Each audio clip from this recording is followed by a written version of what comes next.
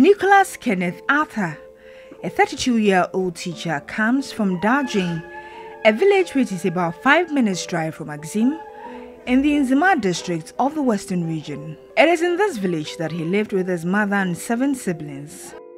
My mother sells rice, so sometimes getting money to go to school is very difficult. I have to sometimes go to school with empty stomach.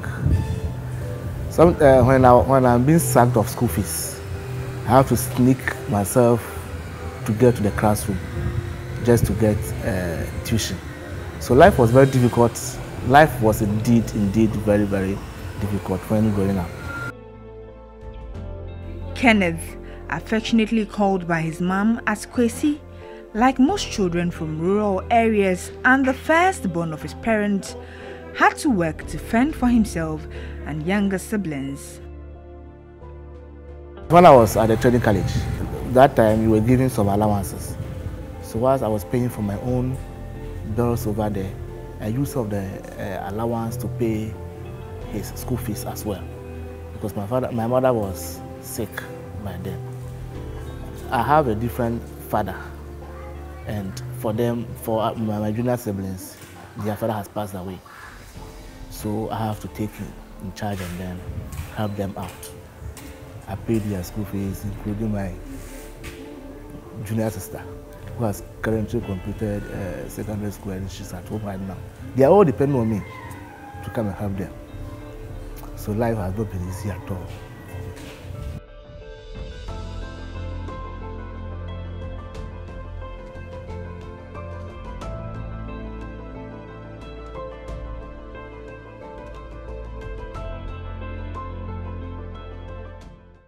You have something called Ankwawari over here, the rubber factory over here. When I completed GHS, I have to go and then weed before I get some money just to help my mother pay my school fees. I also did Galamsey for about 5 months or so before I was able to go to secondary school. So life has not been easy for me. Life has not been easy for me at all.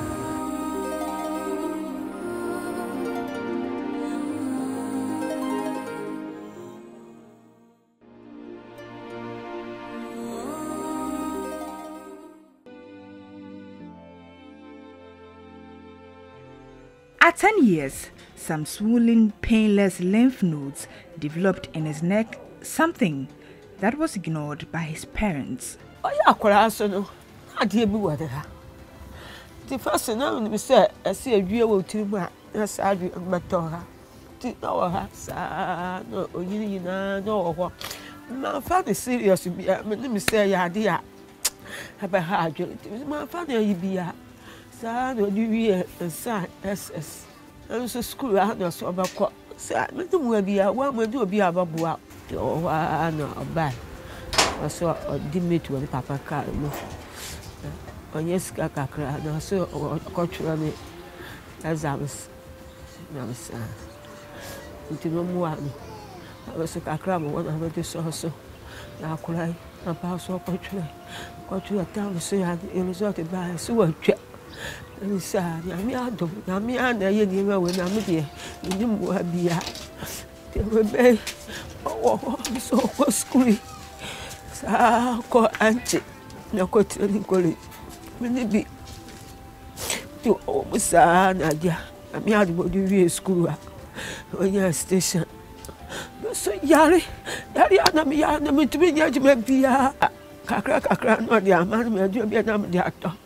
Early January, he started having blocked nose and hearing impairments, which eventually took him to the Cape Coast Teaching Hospital, where he was diagnosed of non-hodgkin's lymphoma.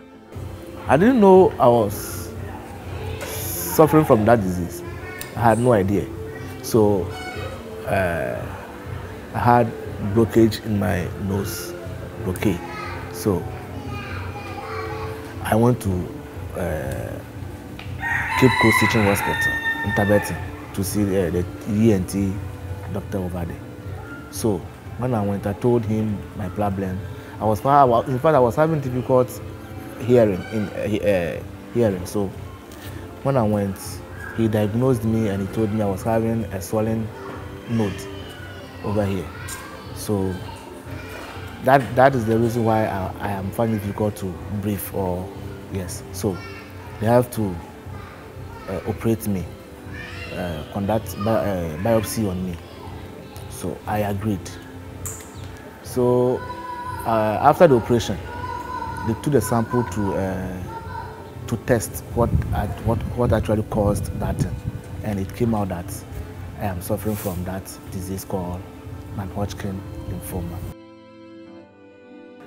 Non-Hodgkin's lymphoma is a type of cancer which causes the body to produce too many abnormal lymphocytes. Certain risk factors are believed to increase one's chances of developing the disease.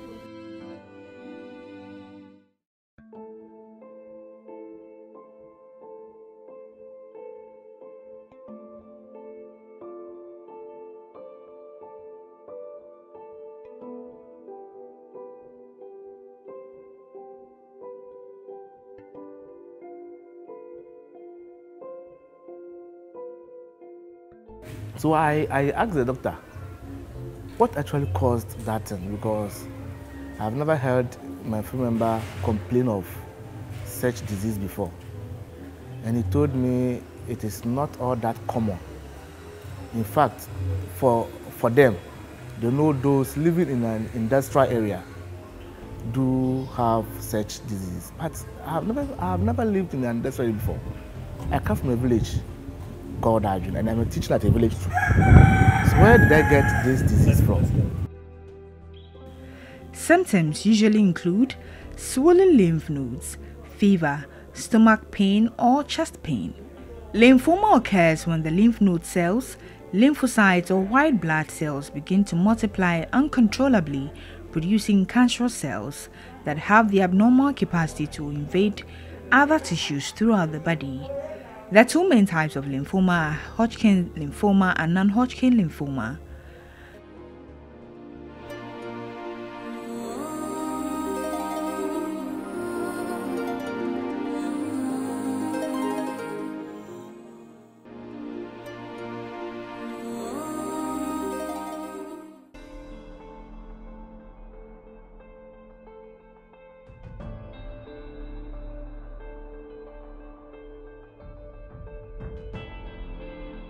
After Kenneth's diagnosis, accepting and facing the task ahead or breaking the news to his family became a major task for him. It was very difficult telling her, because, you know, for you being the first son and then this thing happened to you, you know how they would take it. So it was very difficult, but I gathered the courage and then I told him, Ma, I have been diagnosed of cancer. Then he said, what? Cancer? How? I told her, I don't know, but they said there is a treatment, so I have started the treatment. No, I have not. I just want to encourage her not to be sad. How did the family of Kenneth receive the news of his condition? He called on my phone and asked me to give the phone to my mom. So I was there with my mom when they were talking. And then all that I heard was my mom shouted, "What?" And I was like, what is it? So after the call, and then my mom told me my brother is having, he was diagnosed with cancer. So I asked her, like, how? What cancer? And then she told me cancer in the blood. Like the moment, as at that time that she was talking to me, my mom, she was crying. So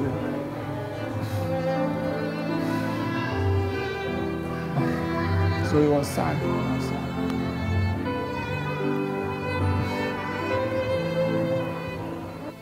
From look at ma, me are you? I'm sad. Dear, yo, I say, you know what we have.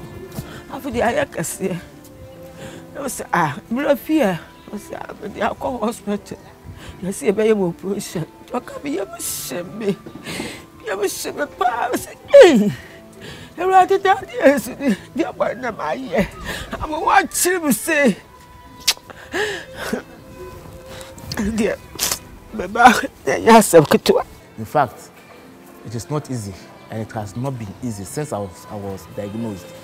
It has never been easy for me at all. I've been thinking a lot because recently I heard, you see, when you have this disease and then all of a sudden someone tells you a friend of mine have died, and because he died out of cancer.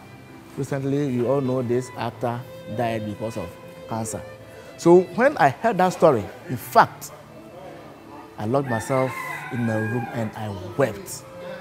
I said, so am I also going to die with this disease? His brother's education is also at a standstill now, since the only person who continually supports their household has become handicapped. Teachers, they were paying them this allowance. So he was using some of this allowance to pay his tuition fee and then also paying my school fees. That's 2012 when I was also in SHS. So he was paying, and then my kid siblings too. So he was all him. And then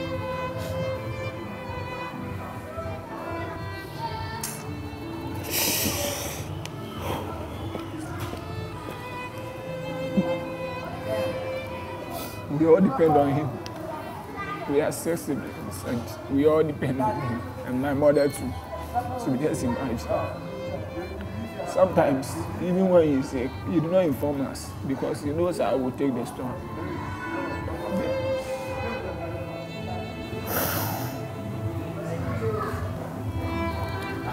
I completed SHS in 2015 and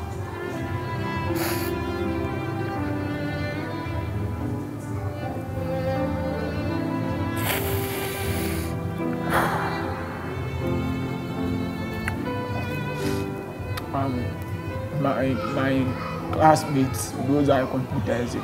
Yeah, some of them are even working now. But here I am. And then my case sister too, the one after me, completed SHS in 2017. And she's also in the house. Because the only person that we are dependent on is in this situation.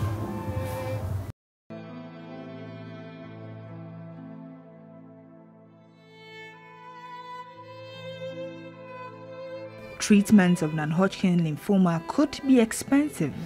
I have to be on treatment for about, in fact, I have to go there every 3 weeks. When I start the treatment, every 3 weeks I have to be there for about 8 to 10 times before I will be healed.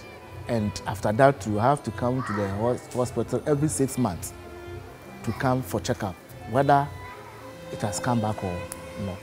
So it means it cannot go off totally. So you have to be monitored. He was unable to start treatment due to the cost involved. But an outreach by the Ghana National Association of Teachers offered hope. I found out from NATS, and then I called the NATS secretary, and he told me for liquid cancer, they don't treat over there. Most of the people that have been affected, they normally treat it by themselves and then submit the receipt for the money. So if I have money, I have to start the treatment. If I am not having the money, then I have to go for the prescription and then send it to the center for the medication. And unfortunately, when I was about to start, the lockdown came, and then I have to wait for the lockdown to be lifted. The Sweden Ghana Medical Center, which is the body in charge of treating teachers with cancer, at no cost, could not provide treatments at their facility. This type of cancer, they don't treat over there. So I have to go to, in fact, they directed me to go to Kolebu. And I told them I was diagnosed at Cape Coast Teaching Hospital, that is in Tibetan. They told me what they can do to help me is I should go and see my doctor for her to prescribe the medication. Then I should bring it back for them to give me, they can help me with the medication. So when the doctor prescribed the medicine for me, then I have to come back for the medication, and then I'll be treated at in Tibetan, that's the Cape Coast Teaching Hospital.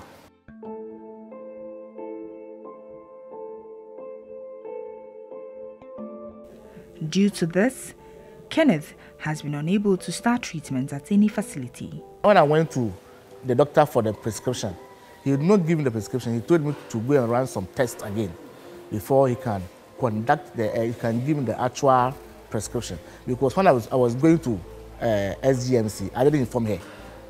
I just went by myself. So when I came back, I was not done with my tests. So they have to carry some tests on me. So I went there, and then he carried some labs and some tests on me.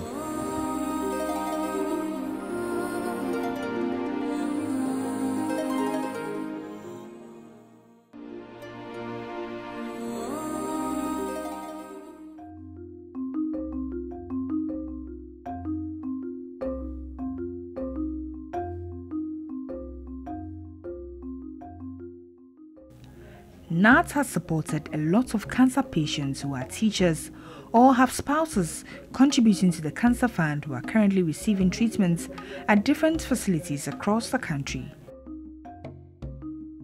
For NAT, we are there for our members. If they are not there, there is no NAT. You understand? So their welfare is our concern. And so we do everything humanly possible to assist them. Therefore, even those who are not even able to get treatment at the center, when they later get to know of it and they write for support, there's another avenue open to them. They write for financial support from NAT headquarters, and they are given, so that it will help them reimburse whatever they might have spent receiving treatment for any other facility. It is always there, and they know of it. The only challenge that we're having is that most of our people, unfortunately, are not aware of all these arrangements that are there for them. But we are praying that there'll be a change in mind, change in attitude, and things will get better for us all.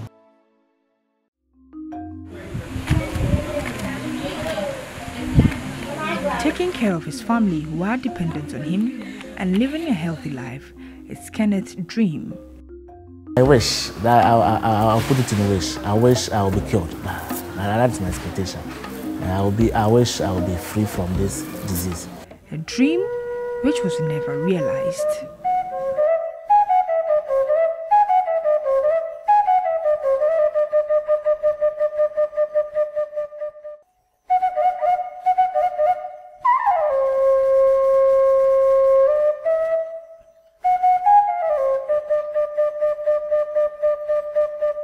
Nicholas' case is a very sad one.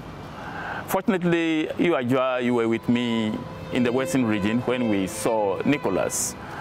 There was this young guy, who looked so strong, so agile, so easygoing, and that if he didn't tell you that he was suffering from that particular disease, you wouldn't know. There was nothing to show. He was so strong, so strong.